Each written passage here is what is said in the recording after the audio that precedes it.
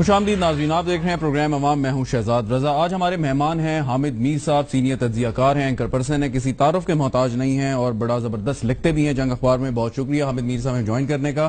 آپ سے بغیر کسی تمہید کے میں پوچھوں گا کہ ہونے کیا جا رہا ہے؟ حکومت ٹھہر گئی ہے، جا رہی ہے؟ میاں صاحب جو مدت ملازمت پوری کرتے نظر آ رہے ہیں آپ کو یا نہیں؟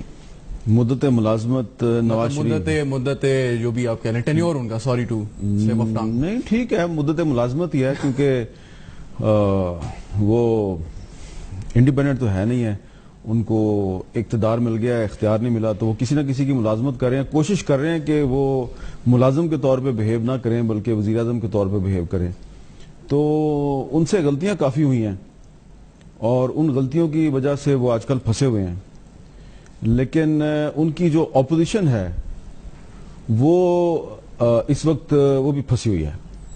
اپوزیشن کا پرابلم یہ ہے کہ اپوزیشن یہ نہیں چاہتی کہ اس کے پریشر کی وجہ سے سسٹم ڈیریل ہو جائے، کیونکہ اس وقت شاید نواز شریف صاحب کو سسٹم کو درپیش خطرات کا اتنا اندازہ نہیں ہے جتنا کہ اپوزیشن میں کچھ پارٹیوں کو ہے۔ اس میں آپ عمران خان صاحب کو بھی شامل کرتے ہیں؟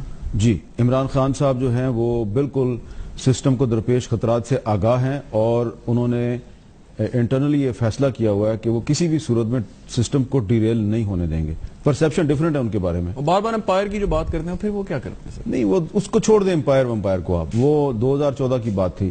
اس وقت عمران خان کو پتا ہے کہ ان کا پرائم منسٹر بننے کا چانس صرف اور صرف اس سسٹم میں ہے، اور ان کو یہ بھی پتا ہے کہ کچھ لوگ ان سے ناخوش ہیں، اور وہ اس لیے ناخوش ہیں کہ انہوں نے 2014 میں دھرنے کے دوران طاہر القادری صاحب جو چاہتے تھے وہ عمران خان نے نہیں کیا۔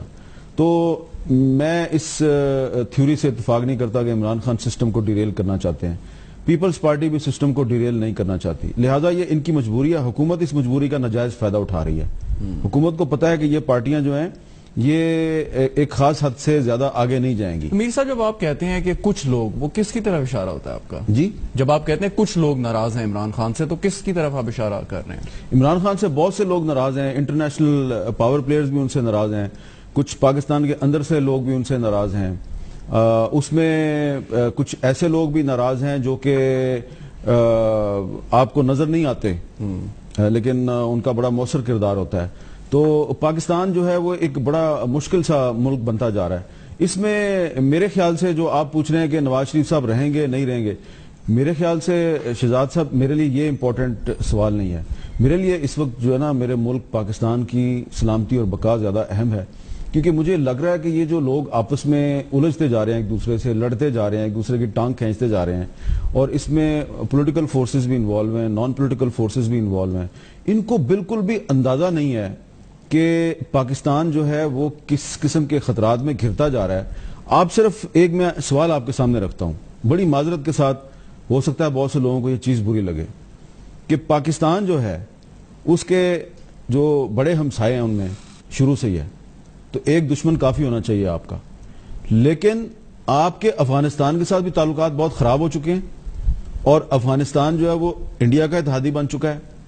آپ نے ایران کے ساتھ تعلقات کو امپروو کرنے کے لیے کچھ نہیں کیا، وہ بھی آپ کا ہمسایہ ملک ہے، اور اس کے ساتھ بھی آپ کے تعلقات ٹھیک نہیں ہیں، اور آج کے اخباروں میں آپ نے پڑھ لیا ہوگا کہ انڈیا جو ہے وہ چابہار کی جو پورٹ ہے اس کو بنانے کے لیے ان کے ساتھ معاہدہ کرنے جا رہا ہے، اور پھر اس ریجن میں دیکھیں بنگلہ دیش کے ساتھ آپ کے تعلقات ٹھیک نہیں ہیں۔ پھر آپ پاکستانیوں کی ایک بہت بڑی اکثریت یو اے ای کو، دبئی کو اپنا دوسرا گھر سمجھتی ہے، ہزاروں پاکستانیوں نے وہاں پہ اپنے گھر بنائے ہوئے ہیں۔ یو اے ای کی گورنمنٹ جو ہے وہ بھی، اس کے بھی معاملات آپ کے ساتھ خراب ہو رہے ہیں، وہ بھی انڈیا کے زیادہ قریب چلے گئے ہیں۔ گھوم پھر کے آپ کے پاس اس ریجن میں چائنا رہ گیا ہے، اور چائنا کے ساتھ آپ کا ایک چھوٹا سا بارڈر لگتا ہے، اور چائنا یقیناً آپ کا ایک بہت اچھا دوست ملک ہے، لیکن اب ان کے بھی کنسرن بڑھ رہے ہیں بہت زیادہ آپ کی جو انٹرنل پالیسیز ہیں اس کے حوالے سے۔ تو یہ جو صورتحال ہے اس کا فائدہ کون اٹھائے گا؟ اس کا فائدہ وہ ملک اٹھائیں گے جو کہ آپ کے ایٹمی پروگرام کو رول بیک کرنا چاہتے ہیں، جو یہ سمجھتے ہیں کہ آپ ان سے ڈکٹیشن لے کے تو بدتمیزی اور گستاخی کا مظاہرہ کر رہے ہیں، تو وہ آپ کو سزا دینے کے لیے آہستہ آہستہ لیکن اکٹھے ہو رہے ہیں۔ جو آپ نے بات کی ہے تو آپ کی اپنی کوتاہی نہیں ہے؟ اگر ایران کی آپ نے مثال دی، اور ایرانین پریزیڈنٹ کا جب وزٹ ہے اس سے ایک دن پہلے آپ ایک انڈین جاسوس کو پیش کر دیتے ہیں میڈیا کے سامنے، جس کے بارے میں کہا جاتا ہے وہ کئی مہینے پہلے سے گرفتار تھا، تو یہ تو آپ کی اپنی پالیسی ہے کہ جس کے تحت آپ اپنے ہمسائے ممالک کو خراب کریں دوستی؟ آپ کی بات تو درست ہے، لیکن میں یہی تو کہہ رہا ہوں کہ مسئلہ یہ ہے کہ پاکستان کی جو فورن پالیسی ہے، وہ پاکستان کی فورن پالیسی جو ہے وہ ایک تو ہمارے پاس ایک ریگولر وزیر خارجہ ہی نہیں ہے.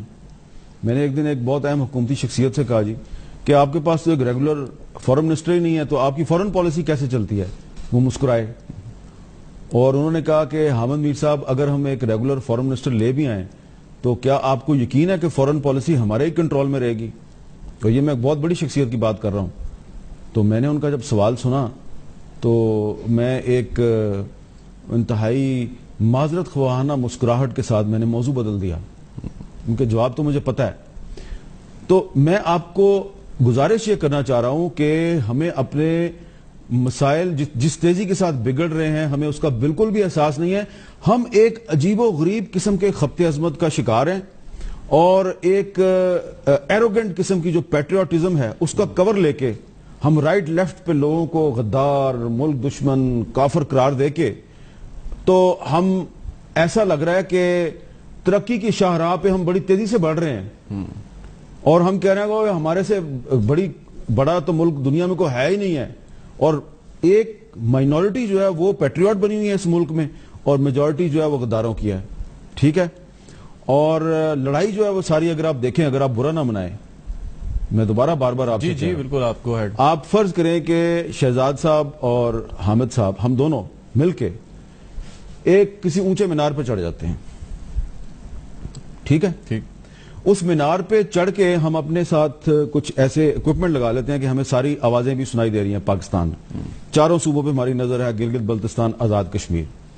اور اس وقت جو پاکستان میں جو سیاسی شور و غوغا برپا ہے اور یہ جو پاناما لیکس کی لڑائی ہے ساری، تو آپ ذرا غور کریں کہ یہ زیادہ تر شور کس طرف برپا ہے، لڑائی کس طرف ہو رہی ہے، پرابلم کہاں پہ ہے.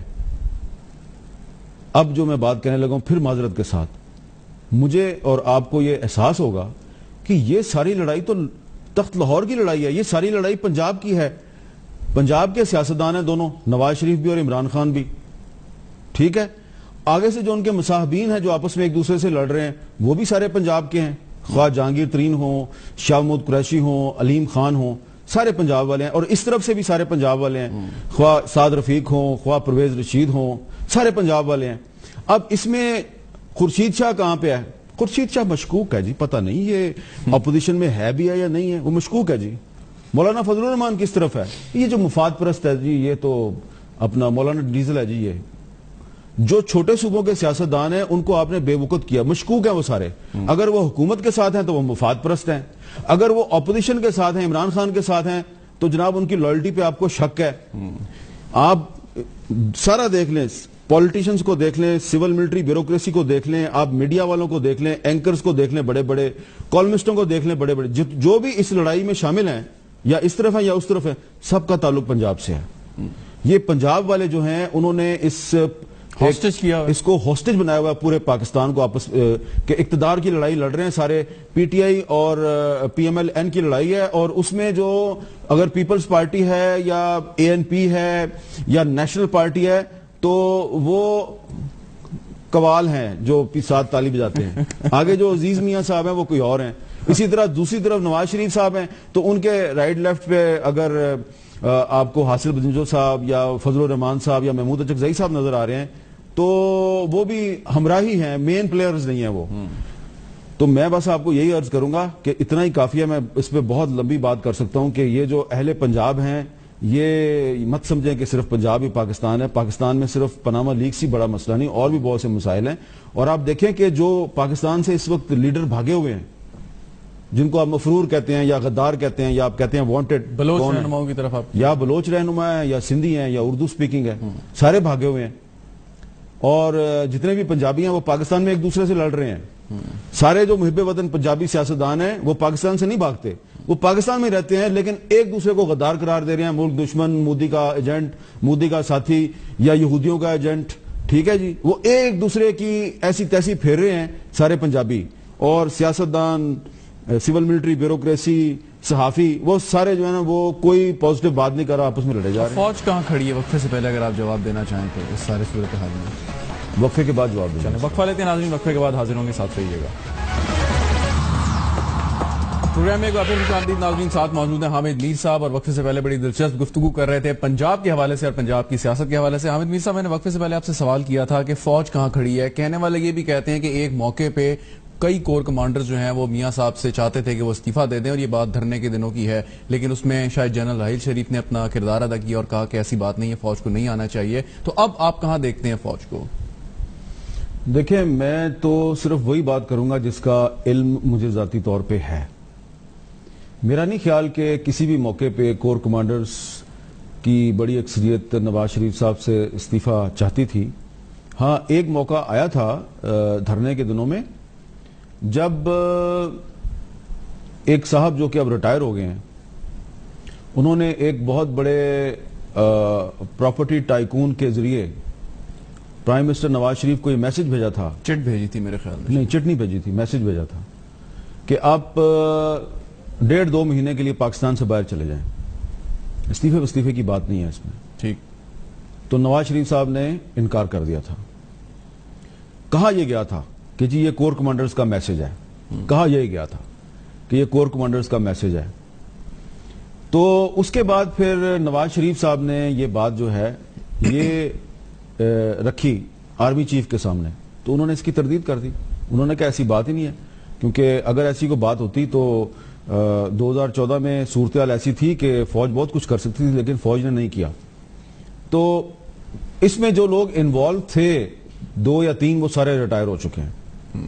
اب جو صورتحال ہے وہ ذرا ڈیفرنٹ ہے. اب اس وقت صورتحال یہ ہے کہ آپ کی فوج جو ہے وہ شمالی وزیرستان میں پچھلے کئی مہینے سے ایک آپریشن کر رہی ہے، اور اس کے علاوہ آپ بظاہر تو یہ نظر آ رہا ہے کہ فوج جو ہے وہ ایک آپریشن کر رہی ہے، رینجرز کراچی میں آپریشن کر رہی ہے. لیکن شہزاد صاحب، اگر ہم مختلف ٹی وی چینلز پہ وہ لوگ جو کہ اسٹیبلشمنٹ کے بہت قریب ہیں، اور وہ کوئی ڈھکی چھپی بات نہیں ہے کون کس کے قریب ہے، ان کی اگر آپ لینگویج دیکھیں تو ابھی پیمرا نے کچھ دن پہلے ہی ایک ٹی وی چینل کو جرمانہ کیا ہے کہ جی آپ ایک منتخب حکومت کو ڈی سٹیبلائز کرنے اور فوج کو اقتدار پہ قبضہ کرنے کی دعوت دے رہے ہیں، لہذا ہم آپ کو 1 لاکھ روپے جرمانہ کرتے ہیں.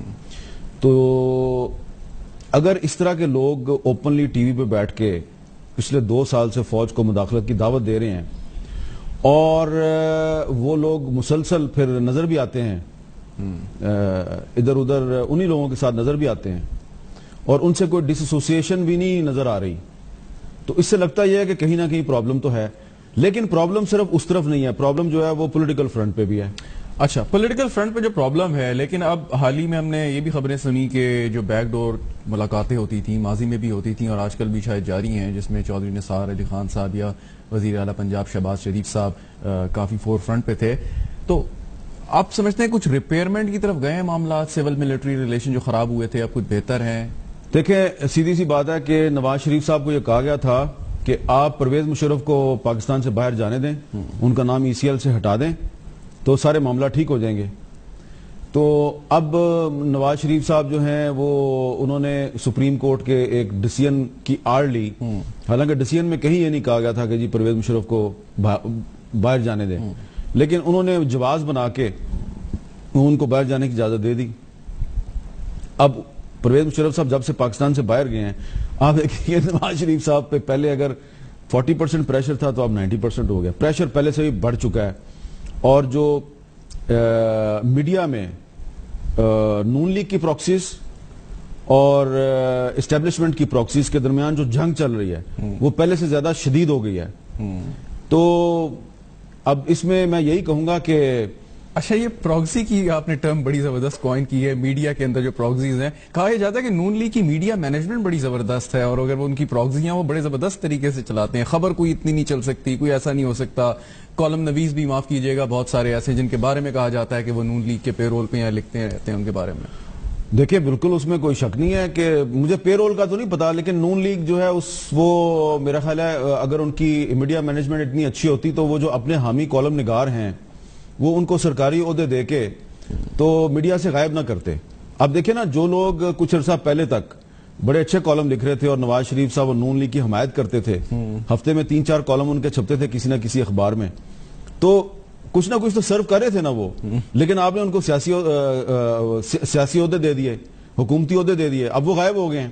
ٹھیک ہے, تو اب اس کے بعد جو لوگ ہیں وہ مزید اسی چکر میں کہ ہم بھی کوئی عہدہ لے لیں, ہم بھی کوئی وزیر وغیرہ بن جائیں, وہ مزید خوشامد کر رہے ہیں, وہ بھی وہی کام کر رہے ہیں.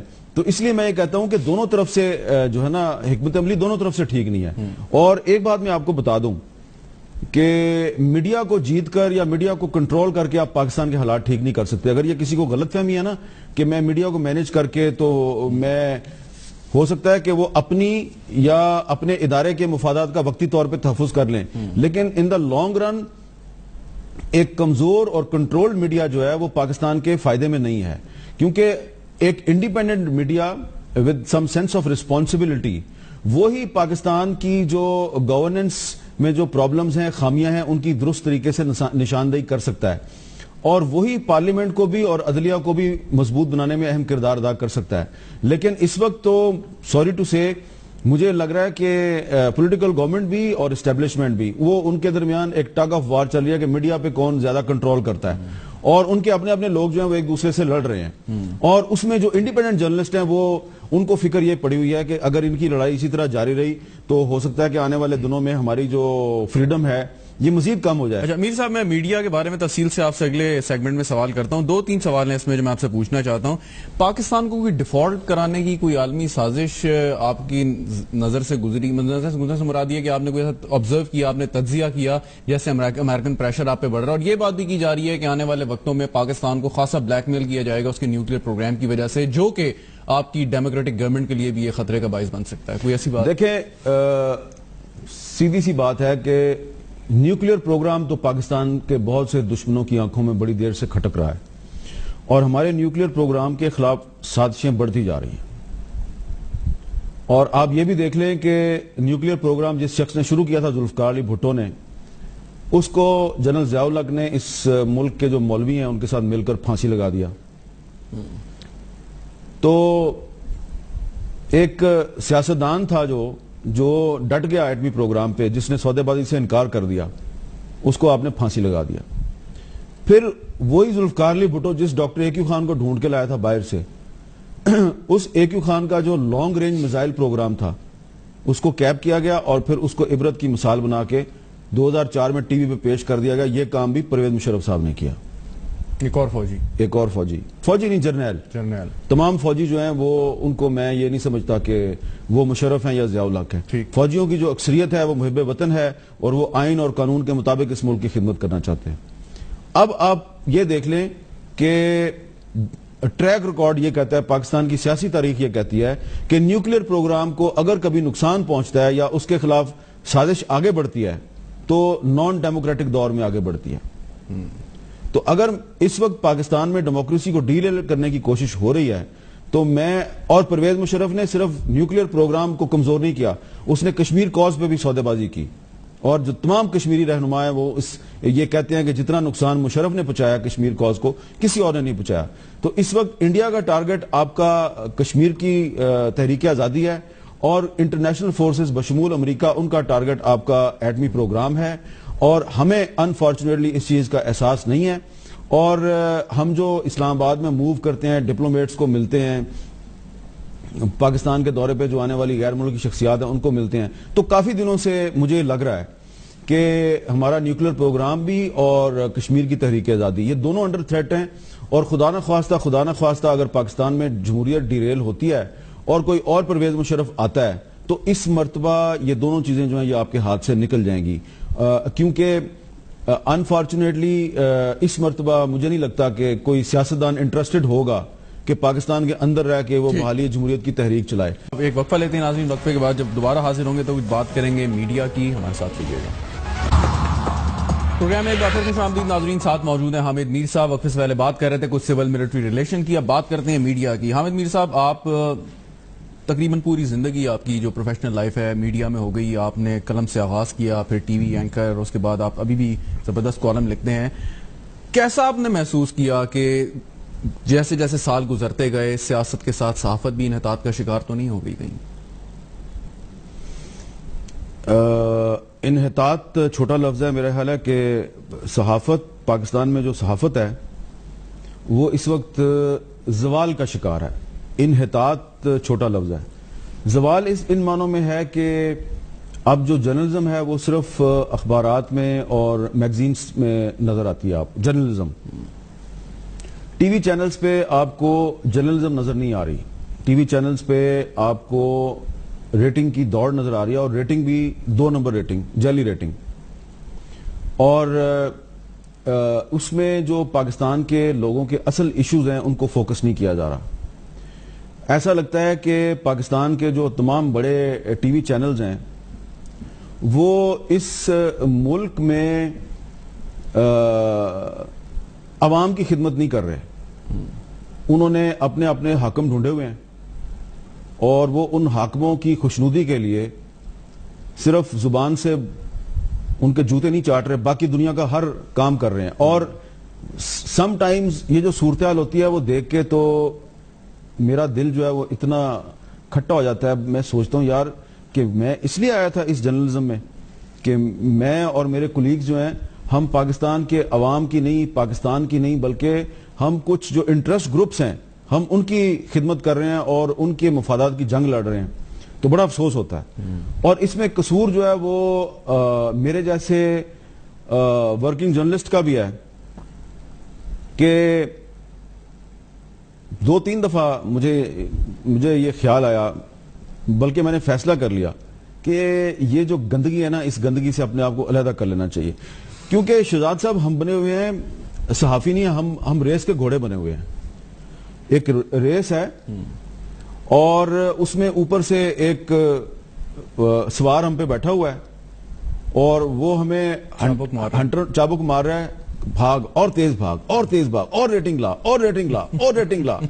ٹھیک ہے, اور ہم ہانپتے کانپتے بھاگے جا رہے ہیں, بھاگے جا رہے ہیں, بھاگے جا رہے ہیں, بھاگے جا رہے ہیں. اور اس میں ہمیں یہ خیال نہیں ہے کہ یہ جو تماشائی بیٹھے ہوئے ہیں اس ریس کورس میں جو ہمیں دیکھ رہے ہیں, ان کی نظر میں ہم جرنلسٹ نہیں, ہم گھوڑے بنے ہوئے ہیں اور ریٹنگ کی دوڑ میں بھاگے جا رہے ہیں, بھاگے جا رہے ہیں, بھاگے جا رہے ہیں. تو اس میں ذمہ دار جو ہے نا وہ صرف میڈیا کے مالکان نہیں ہیں اور کچھ انٹرسٹ گروپس نہیں ہیں جو کہ اس وقت وسیع پیمانے پہ پیسہ پھینک رہے ہیں میڈیا میں, بلکہ ہم خود بھی ہیں. لیکن اب میر صاحب آپ جب یہ بات کرتے ہیں تو آپ کا شو ہے, پاپولر ہے, لوگ دیکھتے ہیں, اور دیگر بھی جو 8 بجے یا 7 بجے یا 10 بجے کی سلاٹ میں جو ٹاک شوز ہیں جس میں 2-3 مہمان آپ بلاتے ہیں, ان سے بات چیت کرتے ہیں, وہ لوگ دیکھتے ہیں. تو آپ مطلب جب یہ بات ہم کرتے ہیں تو لوگ دیکھتے ہیں تو آپ یہ کرتے ہیں. اگر لوگ آپ کو پسند نہ کریں, وہ کہیں کہ جی ہم نے بیٹھ کے گفتگو نہیں سننی, ہم چاہتے ہیں کہ آپ کوئی ہمیں ڈاکومنٹری دکھائیں, کوئی رپورٹ دکھائیں, کوئی پاکستان کی تصویریں دکھائیں, تو آپ وہ دکھا دیں گے پھر؟ نہیں, آپ دیکھیں, کیونکہ پاکستان میں میڈیا آزاد نہیں ہے اور میں آپ کے لیے مسائل نہیں پیدا کرنا چاہتا, آپ کے چینل کے لیے بھی میں مسائل پیدا نہیں کرنا چاہتا, تو میں آپ کے سامنے سیدھا سیدھا اعتراف کرتا ہوں کہ میں آپ کے سوال کا 100% صحیح جواب نہیں دے رہا. ٹھیک ہے, ٹھیک. اگر میرا ٹاک شو جو ہے وہ بڑا پاپولر ہے اور اس میں اس کو بہت لوگ دیکھتے ہیں, تو پہلے اس کی ریٹنگ بہت زیادہ تھی 2-3 سال پہلے, کیونکہ میں ہر قسم کے ایشوز کو کور کر رہا تھا. یعنی جب آپ پہ حملہ ہوا اس سے پہلے؟ جی, میں اپریل 2014 سے پہلے اس کی ریٹنگ آپ دیکھیں کیا تھی اور اب کیا ہے. ٹھیک ہے, ابھی بھی ہو سکتا ہے وہ کبھی نمبر 1 ہو جاتا ہو, نمبر 2 ہو جاتا ہو, لیکن اس وقت ایک اسٹیبلش تھا کہ نمبر 1. لیکن جنہوں نے ہمیں اوقات میں لے کے آنا تھا وہ اوقات میں لے آئے ہیں.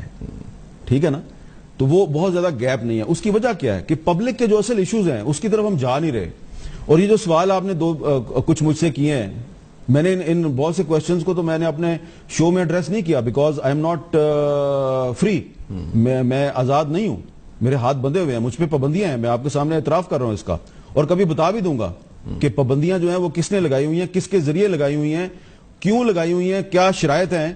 یہ ساری باتیں بتانا میرا فرض ہے اور میں بتاؤں گا وقت آنے پہ. لیکن اس وقت اگر میں بولتا ہوں نا جب, تو میرے کولیگز مجھے کہتے ہیں کہ دیکھو تمہیں ہیرو بننے کا شوق ہے اور تم جو ہے نا خود تو مرو گے, ساتھ ہمیں بھی مرواؤ گے, اور ہمارے بچے جو ہیں ان کو بے روزگار کروا دو گے, تم بڑے سیلفش ہو, بڑے خود غرض ہو. اس کے لیے آپ کوئی ایک کتاب لکھیں, اور یقیناً آپ کو سوچ بھی رہے ہوں گے میرے خیال میں نے بہت کچھ لکھ دیا ہوا ہے اور وہ وقت ضرورت میں اس کو منظر عام پہ بھی لے آؤں گا. لیکن میں یہ نہیں چاہتا کہ میں پاکستان میں ایک کتاب کے ذریعے میں مزید انتشار بڑھا دوں, میں انتشار پھیلا دوں. اس وقت پاکستان کے حالات ایسے نہیں ہیں. اب حملے سے پہلے ایک بڑا مطلب انفارچونیٹ آپ کی زندگی میں ایک وہ میرے خیال میں موڑ تھا. کیا ڈفرنس ہے حملے سے پہلے کے حامد میر میں اور حملے کے بعد میں حامد میر میں؟ دیکھیں, حملے سے پہلے والا جو حامد میر ہے وہ اتنا زیادہ بے باک نہیں تھا, ٹھیک ہے نا. اب مجھے خطرات کا پتہ چل گیا ہوا ہے. اب میں نے اپنے آپ پر کچھ پابندیاں لگائی ہوئی ہیں in the larger interest of my colleagues and my institution. لیکن میں اگر چاہتا تو میں پاکستان سے باہر جا کے ایک کتاب لکھ کے میں بہت پیسے بھی کما سکتا تھا اور میں بہت سے لوگوں کو بے نقاب بھی کر سکتا تھا, لیکن وہ بڑا آسان کام تھا, ٹھیک ہے نا. اس صورت میں جو میرے دشمن مجھ پہ جو الزام لگا رہے تھے وہ الزام صحیح ثابت ہو جاتا. وہ کہتے ہم تو پہلے کہہ رہے تھے کہ یہ پاکستان کا دشمن ہے. یہ جو آپ نے سوال مجھ سے کیا تھا نا کہ آپ کتنے آزاد ہیں اور کتنے نہیں ہیں, اس کا میں جواب ضرور دوں گا. اور اگر پاکستان کا میڈیا جو ہے اس نے اپنی غلامی کی اور مجبوریوں کی زنجیریں نہ توڑی تو پاکستان میں سیاست جو ہے وہ مزید کمزور ہوگی, پارلیمنٹ مزید کمزور ہوگی, جوڈیشری مزید کمزور ہوگی, پاکستان مزید کمزور ہوگا. اس لیے میں بار بار کہہ رہا ہوں, وارن کر رہا ہوں کہ میڈیا پر پابندیاں لگا کے یہ مت سمجھے کہ آپ پاکستان کے مفادات کا تحفظ کر رہے ہیں یا آپ پاکستان کو بچا رہے ہیں. جتنا آپ میڈیا کو کنٹرول کر رہے ہیں پاکستان اتنا کمزور ہوتا جا رہا ہے, کیونکہ لوگوں کو پتہ ہی نہیں ہے اس وقت کہ پاکستان کے خلاف سازشیں کیا کیا ہو رہی ہیں. اور یہ سازشیں اب آپ کو آنے والے دنوں میں غیر ملکی میڈیا سے پتہ چلیں گی.